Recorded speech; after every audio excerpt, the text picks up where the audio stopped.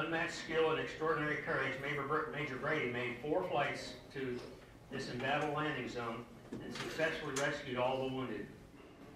Shortly thereafter, obtaining a replacement aircraft, Major Brady was requested to land in an enemy minefield where a platoon of American soldiers were trapped.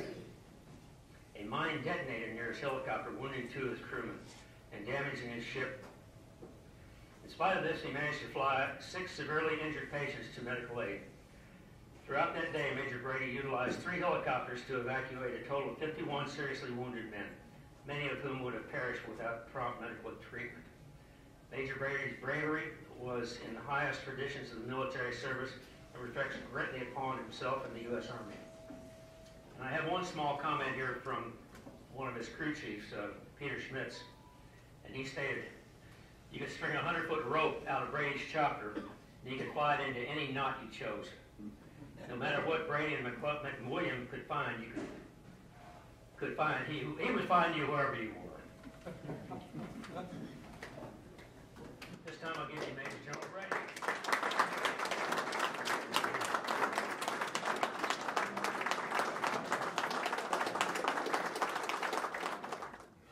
The issue was, for us, was how do you get in and get out of the battlefield day and night?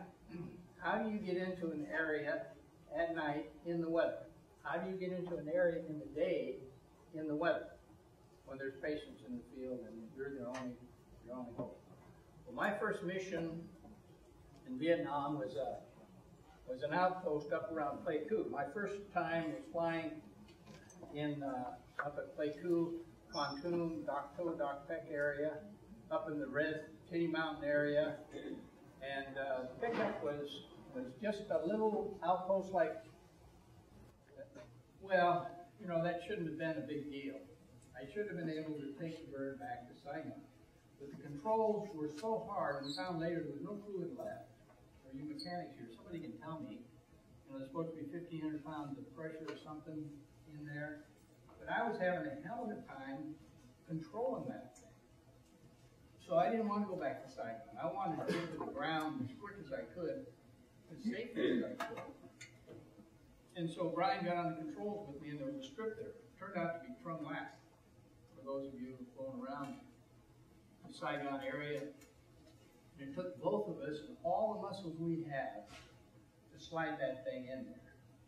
So that's my first helicopter. So I found that by cross-controlling my pedals and my cycling, I could slide into a turn without a flare and stop that bird. If I was going 70, 80 knots or whatever the hell I was going as fast as I could, and set it down, and then you came out the same way. So now we had 2 good approaches. This one's great for the rice paddies. The spiral was great for pinnacles and confined areas when we had to go up around Black Virgin Mountains and some of the terrain over by the Laotian border to make pickups. But they got 17, 20, 30 patients out there, and they're in bad shape, and it's in the middle of a tropical storm. So we start out. And we had lost all 6 of our aircraft, so I'm in a float ship. And this was after that. But I was in a float ship, and it didn't have a transponder on it, nothing much. And I thought I could come in like I did at Soc Trang. If I kept low, we would have the crew chief lay on the floor with his head out the door, and you'd go from light to light. So you would never fly without a back door. You would have a light behind you, and you'd be flying to a light in front of you. Well, it's, you know, by the time I get up towards the mountains, it just turns to ink. Can't see anything. Try the searchlight. The rain is pouring down on the windshield. The windshield wipers are doing us no good. It's just blinding. And so I thought, I'll go up north. There was a river that ran in this way.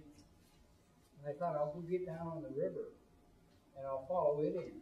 I'll be able to get out there and follow the river, like we did down in Soc Trang. That didn't work.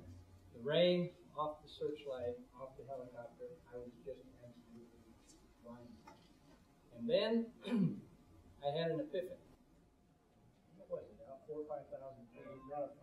And so we would give ourselves another 1,000 feet, go to 6,000 feet, go IFR, out to the area, and then I asked the Air Force flare ship, I says, now drop flares for me, and I will circle those flares down into the area, see if we can get in. Once we got over the area, we could use the FM home to find it. So they agreed to do it. So we came up, I got about to here the first time, and the lights went out. So there's no flares, there's no nothing, it's ink. So I brought that baby to a hover right in the middle of those mountains, and I did the steepest idea I ever did in my life. And then I told the Air Force weenie, I said, now listen to me. You got to keep the light going all the time. And so he did. And so then we were able to follow it down. We had 4 or 5 pickups in that area. And we got them all out. And then the book says that he flew back under the clouds. Well, that would have been insane.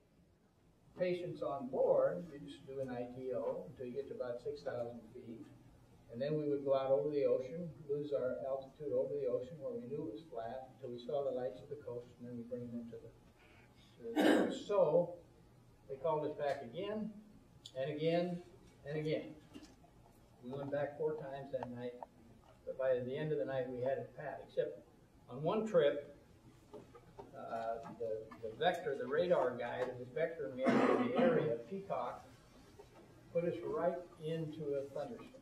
Now, if you've ever been in a cloud or a thunderstorm at night during a tropical storm, there's nothing I don't think in this world is horrifying. It was just throwing us all over the place. The lightning was coming through the cockpit, felt like, and it was just, and I says, for God's sakes, and he says, what are you? And I said, I'm a helicopter. He says, oh my God, take up a heading of such and such. So we got, anyhow, 4 trips. That solved the night weather problem. From that point on, we never left anybody in the field at night in weather because if they had artillery flares or we could get an Air Force flare ship, we could get it. So just like this, as you work your way in, you got to have your head out. You got to have 2 reference points: the road blades and treetops, or the ground, whatever you can get for 30 or 40 feet, and that stuff you can see for 30 or 40 feet in the fall. Just that simple. And it's perfectly safe to fly in that stuff as long as you got 2 reference points. And so I never felt like we were doing anything cowboying or taking any unnecessary risk. In fact, I felt safer in that stuff than I did making a tactical approach into a day in front of daylight. In 1 year, with Kelly and that crowd, 1 whole year, we carried 4,000 patients by then. That's a year. The second tour with the 54, this unit, with 40 men and 6 aircraft. At any one time, we only had 3 aircraft flying because we had an aircraft shot up there in 4 or 5 days. We had 116% of our aircraft shot up there.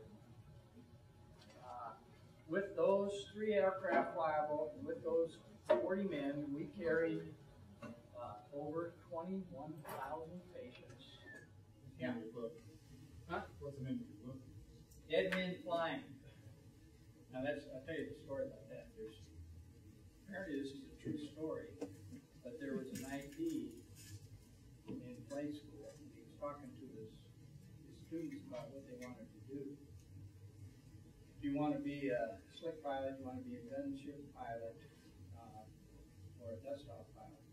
And then he said, be careful about the last one because over there is a dust off pilot. He's a dead man walking.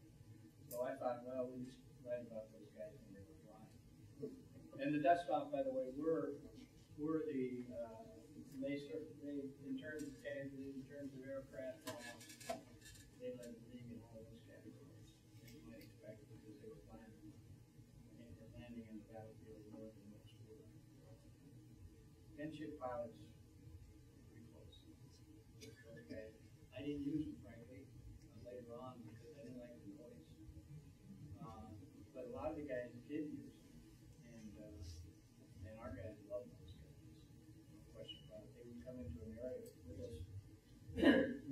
ground, and they would stand beside our lure in a hover and circle back. Talk about freedom and protect our guys when they're moving. By the way, if you will not stand up and help load my patients, then I ain't coming in. That never happened. So, because you would get into the area, and this happened more than once, and the guy would not get up off the ground to help load the patient. And there you sit. Where the hell are the patients?